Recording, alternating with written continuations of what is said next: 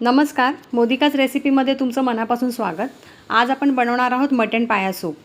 बऱ्याच लोकांना गुडघेदुखी, सांधेदुखी, कॅल्शियमची कमतरता किंवा अशक्तपणा, विटामिन ए, विटामिन डी अशा बऱ्याच गोष्टींचा इश्यू असतो। तर त्याच्यासाठी एक रामबाण उपाय म्हणजे मटण पाया सूप। चला तर मग रेसिपीला सुरुवात करूया। यासाठी एक मोठ्या आकाराचा कांदा चिरून घेतला आहे, कोथिंबीर, आलं, लसूण घेतला आहे आणि 4 बकऱ्याचे पाय घेतले आहेत। त्यानंतर एका प्रेशर कुकरमध्ये एक तेजपत्ता, 4 काळे मिरी आणि एक दालचिनीचा तुकडा आपण घेतला आहे। कांदा चिरून घेतला आहे आणि तो आता आपल्याला परतायचा आहे। लक्षात घ्या, कांदा आपल्याला इथे जास्त परतायचा नाही आहे। हलकासा गुलाबी रंग आला की त्यानंतर आपल्याला परतणं बंद करायचं आहे। पाहू शकता, या स्टेजवर आपल्याला थांबायचं आहे। त्यानंतर आपण याच्यामध्ये आलं, लसूण आणि कोथिंबीर याची पेस्ट आपण ह्यामध्ये ॲड करणार आहोत।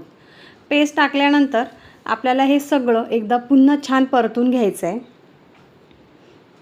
अगदी एखाद्या मिनिटातच हे छान परतलं जातं। यामध्ये आपण आता ॲड करू हळद आणि मीठ। हळद मीठ ॲड केल्यानंतर पुन्हा आपल्याला परतून घ्यायचं आहे, म्हणजे एक छान मसाला रेडी होतो। याच्यामध्ये आपल्याला वेगळे कुठलेही स्पाइसेस ॲड करायचे नाही आहेत। हे असंच फार सुंदर लागते चवीला। त्याच्यानंतर आपण बकऱ्याचे पाय स्वच्छ धुवून घ्यायचे। त्याच्यानंतर हे आपण ॲड करू आणि हे आपल्याला अगदी 1-1.5 मिनटं असंच परतून घ्यायचं आहे, म्हणजे मसाला छान त्याला चिटकतो आणि एक वेगळा अरोमा रेडी होतो। त्यानंतर आपण याच्यामध्ये लागेल तसं पाणी ॲड करू। पाणी जास्त ॲड नाही करायचे, म्हणजे अगदी 4 बकऱ्याचे पाय आहेत तर एक छोटा तांब्या किंवा अर्ध पातेलं छोटंसं आपण याच्यामध्ये पाणी ॲड करणार आहोत।